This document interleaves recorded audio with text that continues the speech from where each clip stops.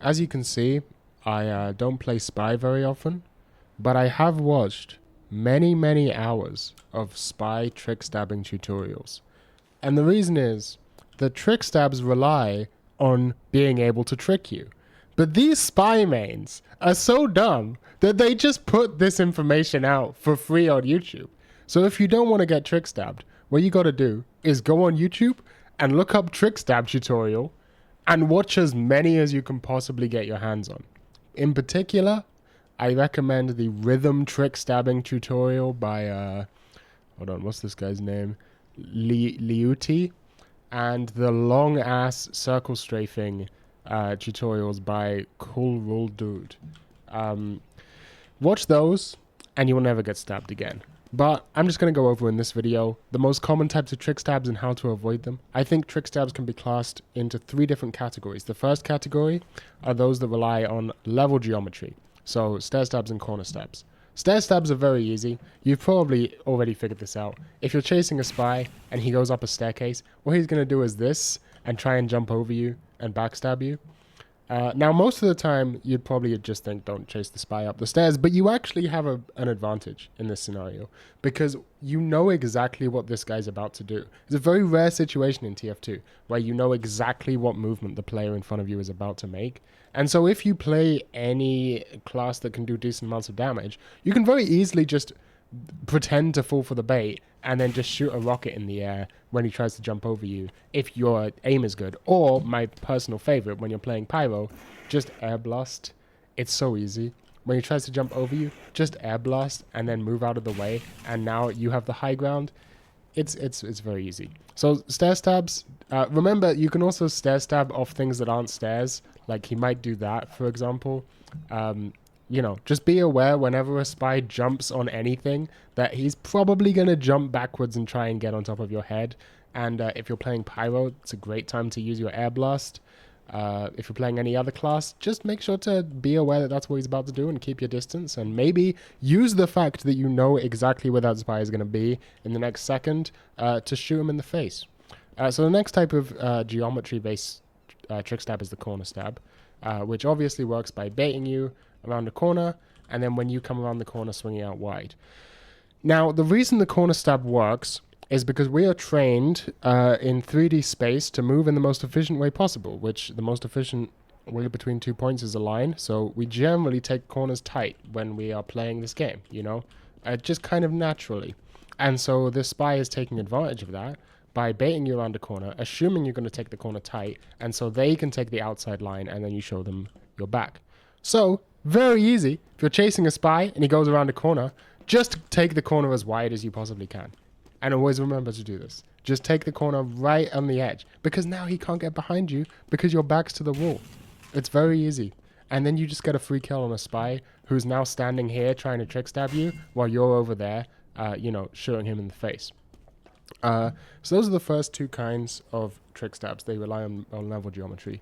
But this type of line where you are trying to go the most efficient way by sort of holding W is also the exact same way that the Matador works. The Matador is just a corner stab without a corner.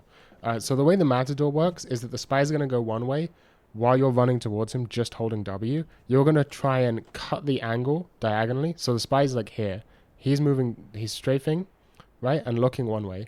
So you are going to try and move diagonally towards him because that's the most efficient path with W, and then he's going to strafe the other way before you can react and see your side and stab you.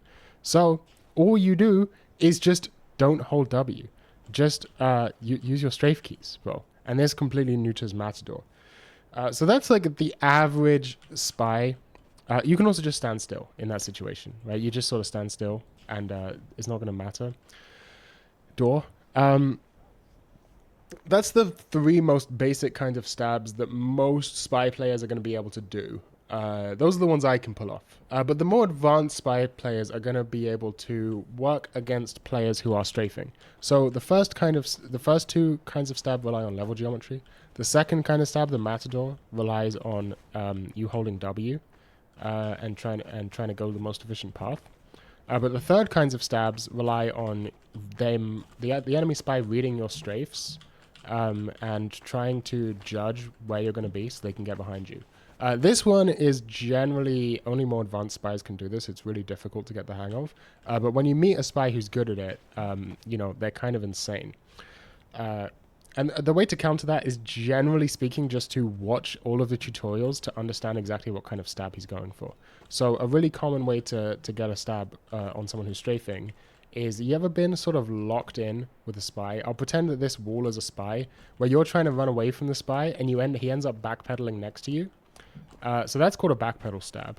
And what you want to do in that situation is, you have a feeling that he's about to move forwards again, right? That he's backpedaling and he's somehow going to swing out wide like this. He's not going to do that. He's just going to keep backpedaling until he gets behind you. So what you do in that situation is just this. You just face directly towards him and mirror his movement. It's so easy. The amount of spies that have tried to... And now you have the advantage because you're both locked together. What you don't want to do is try and pull away, because when you try and, the natural response is like, oh, he's sticking next to me, I'll try and pull away. Now he has a more efficient path, so he can get behind you. That's how the stab works. Or, you know, even if you're pushing into him, same situation. What you want to do is not change your direction at all, just you know, change your straight, so that you're strafing instead of going backwards and just facing directly towards him. That's how you avoid getting backpedal stabbed. And a lot of the ways that circle strafing works is by getting you into a backpedal. So circle strafing most of the time won't work as long as you understand the mechanics of backpedals, and you can just face towards them so that they can't see your back hitbox. Now, a really, really good spy will see you do this and then sort of matador you by swinging around the other side. I believe it's called a deadlock stab or something like that. I don't know how to counter that one, but no one's ever pulled it off on me, so I don't even know. I've just heard about it. But the other way circle strafe stabs work is they basically... You just have to try and think one step ahead. You have to, like, watch as many spy videos on YouTube as you can and try and understand how spies move to bait you. So, like, pulling out their gun is a really common way that spies move.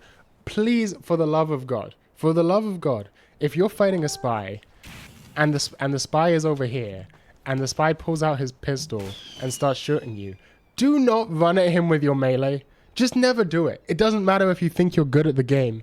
It's just really there's no point in taking that risk, because obviously there's not, right? You're now in spy's melee range, which is the one place you don't want to be. You can switch weapons really easily. Just because the guy pulled out his pistol doesn't mean he can't switch back to his knife in an instant, you know? So just if you're like playing demoman or something and you've missed 4 pipes against a spy and then he starts pulling out his pistol and he's trying to shoot you, don't run in with the bottle and try and kill him. Just turn around and walk away. It's just something spies can't deal with. If you are facing a spy and what you've done is fight him, get him to lose his disguise, and then you run away, you've won that interaction, because now the spy's standing out in the open with no disguise and your team's probably going to clear him up. If not, he runs back to his team. There's, you know, we're neutral. No win, no loss, and it's fine. Honestly, avoiding a fight like that is a perfectly reasonable decision. Like, one thing spies don't expect you to do is literally turn around and walk away. They expect you to backpedal. They never expect you to just go like this and just walk in the other direction. And you're faster than them most of the time, right? So you'll probably be fine. Obviously, if you're playing soldier, rocket jump away or something like that as an alternative. But yeah, most of the time spies don't expect you to just not engage, because they're used to... You know, the whole meme about spy, right, is that they think that they're really weak, or they think that everyone else thinks they're really weak, and so you can easily take down a spy. But actually, it's not the case. You know, once someone's got some kunai buffs and a dead ringer, they have a really high effective health. So 1v1ing a spy can be pretty tricky. So yeah, as long as you don't chase a spy down only holding W, you won't get matadored. As long as you take corners wide, you won't get corner stabbed. As long as you know that a spy is about to stair stab you, you can chase them upstairs as much as you like. And as long as you just, if you see a spy like matching your movement or pulling out his gun to try and bait you to come closer, or just trying to strafe up behind you. Like, one thing they do is they sort of zigzag like this. I don't really understand how it works, but they'll sort of zigzag like this to get close to you, and then, like, before you know it, they'll be behind your back. So one of the ways that works is because they're trying to bait you to strafe in certain directions. Like, they'll be like this, so that you will either mirror them or, like, anti-mirror them, and then from that they can read your movement, right? And then once they can read your movement, they can read how often you move your mouse, they can read how the rhythm you strafe with. Like, that's the thing about spies, right? Is that when you see a spy and they are like seemingly able to react like instantly the second there's a backstab hitbox.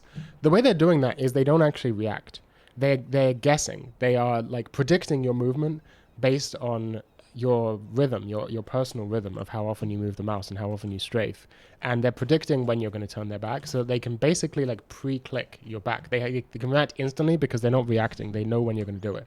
So if you can just keep your movement like incredibly hard to read, that's often a really good way to fight spies. Like, not focus too much on countering their movement, but just focused on your own movement being unpredictable, like you were fighting a scout or something, you know, just like, I don't know, that kind of thing, you know, a lot of AD spamming and stuff like that, and trying to strafe in sort of one direction overall. That's a good way, because look, all you need to do when you're fighting a spy is stay alive long enough for your team to back you up, because spy has no ability to deal with groups. Like, you don't need to, you win the interaction by surviving. With a really good trick stabbing spy, you win the interaction by surviving. You don't have to worry about killing them. If a spy's, you know, baiting you around corners and you're playing pyro, then you can go kill them. But look, if you're fighting a you know, Mr. Swipez insanely good trick stabbing spy, I'm not telling you you're never gonna get trick stabbed again after watching this video. But if you watch a bunch of trick stab videos and you start to understand the way spies move and the way that they use their movement to bait you, you'll be able to survive so many more trick stabbing spies. You won't win every time. You know, I don't win every time. I've gotten trick stabbed recently. Yesterday I got trick stabbed, for example. I actually got matadored. It was pretty embarrassing. But you know, you'll have much better odds if you just watch as many trick stabbing tutorials as you can, and you start to just intuit. Like, it's hard to describe. You'll notice one thing about trick stabbing tutorials is they're all really hard to follow, because this sort of stuff is very instinctual. It's hard to put into words, and so when you watch trick stabbing tutorials, people use like kind of bizarre language to talk about the way that they're strafing and stuff like that. But once you like watch enough spies do this sort of thing, you'll just sort of get a sense for what they're trying to do.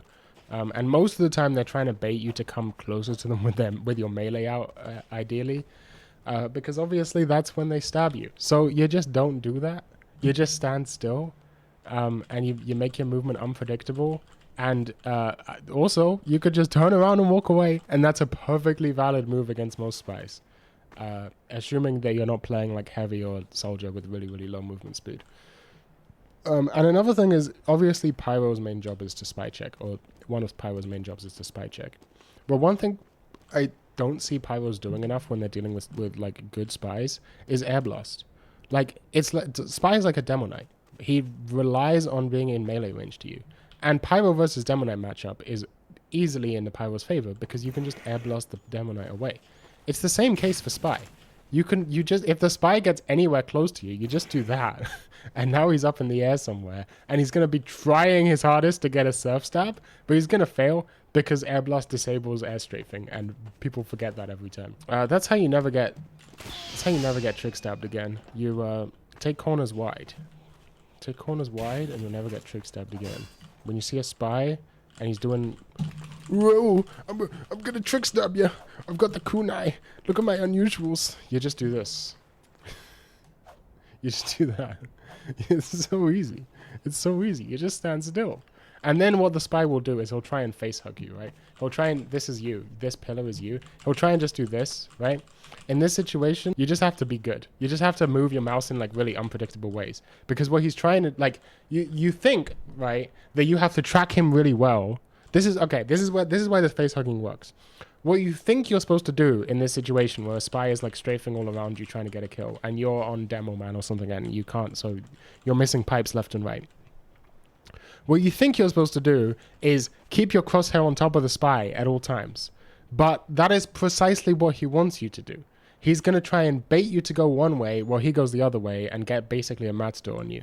So what you actually have to do is move your mouse in really unpredictable ways. In fact, you don't even have to move your body, because he's trying to get a rhythm stab on you. He's trying to establish like this is how fast I'm strafing, this is how fast you move your mouse, and then take advantage of it, right, at the last second. So what you have to do is just make sure that there's no rhythm to your mouse movements, so that the spy can't get you. Now, this is not going to work 100% of the time, but it's much more effective than falling for the bait and trying to follow the spy with your mouse. Okay, I think that's about all I have to say about how to avoid trick stabs.